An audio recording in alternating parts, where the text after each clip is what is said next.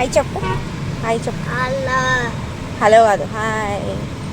Happy Sunday అందరికీ. Sunday అయిపోయింది కూడా. మార్నింగ్ 12 నుంచి ఈవినింగ్ 6 వరకు మేము బయటనే ఉన్నామన్నమాట. ఎందుకంటే సింహాసర్ కన్నప్ప మూవీకి వెళ్దామన్నాడు. నేనేమో అమ్ము వచ్చినాక వెళ్దామని నేను.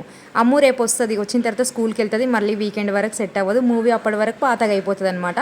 తను ఇంకెట్లాగో ఒక 15 డేస్ అయితే ఓటీటీలో చూసేసేదిలే, మనం వెళ్ళిపోదాము అంటే ఇంకా సరే అని చెప్పేసి నేను అందులో సాంగ్ ఉంటుంది కదా, శివుని సాంగ్, రోజు ఒక 10 టైమ్స్ మా ఇంట్లో రన్ అవుతూనే ఉంటుంది. సో సాంగ్ కోసమైనా నేను సినిమా చూద్దాం, ఇంక ఎట్లాగో మనం శివభక్తులమే కదా అని చెప్పేసి సినిమాకి అయితే పోయినాం.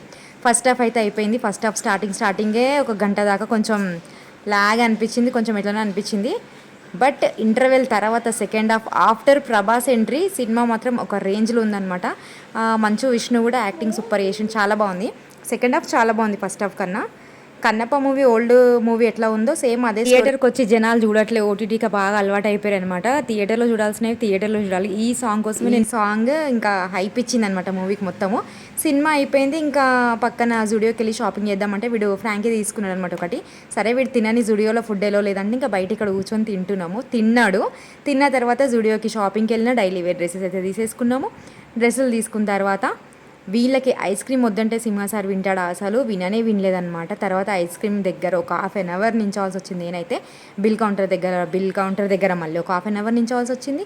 తర్వాత నేను కూడా 299 డ్రెస్సులు అయితే ఒక 3 తీసేసుకున్న డైలీ వేర్కి. షాపింగ్ చేయక చాలా రోజులైందనమాట. అందుకని చెప్పేసి డైలీ వేర్ బట్టలు అయితే తీసుకున్న పిల్లలకి. ఇంకా వీళ్ళకైతే ఐస్ క్రీమ్ కొనిచ్చిండు, ఎప్పుడో ఒకసారి తినొచ్చు ఏం కాదు అని అంటున్నాడు. బట్ నాకేమో కోల్డ్ అవుతుందేమో అని టెన్షన్.